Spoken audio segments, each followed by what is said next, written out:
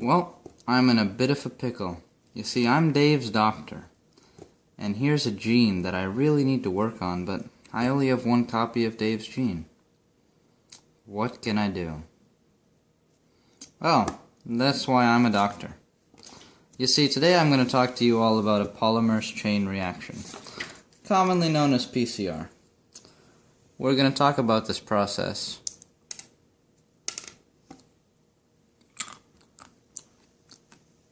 In a nutshell.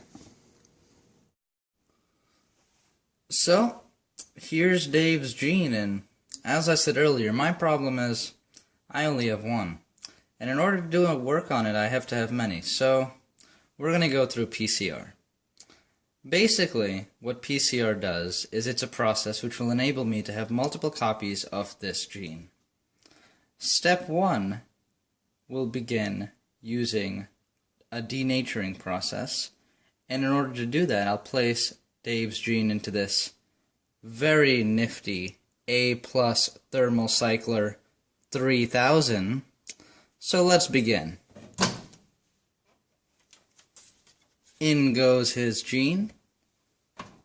I'll close this baby and start it up.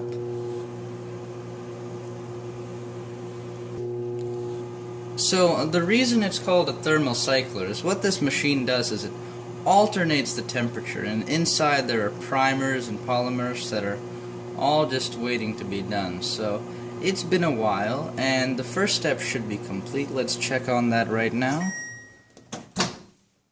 Oh, would you look at that? This DNA has been denatured, forming two separate strands of DNA.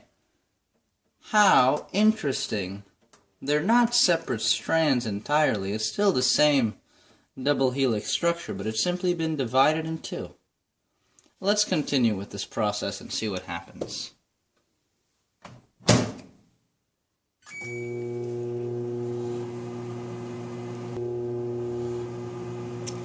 So it's been a little while, and the next phase should be taking place.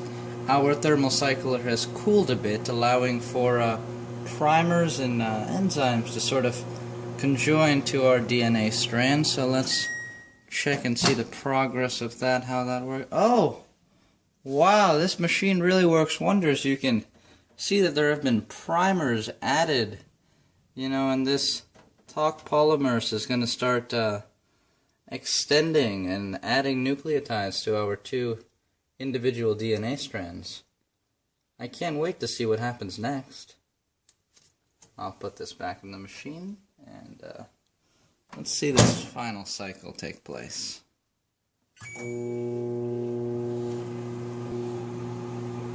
So it seems as if our A+ thermal cycler is almost finished with the first cycle of PCR. Oh, it's ended. Let's see what the results are.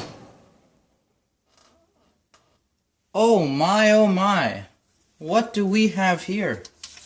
Two separate genes? This is unbelievable. Would you look at that? It seems as if Taq polymers has really done the trick, and after binding with the DNA primers, has managed to extend and add nucleotides to those individual DNA strands. Now, these two are the result of simply one cycle. However, these cycles can happen extremely quickly in these modern machines we have, and after 36 times of a cycle like this, I'll have over 68 million of Dave's genes to experiment and play with. So, this concludes our little PCR explanation. Hope you enjoyed it.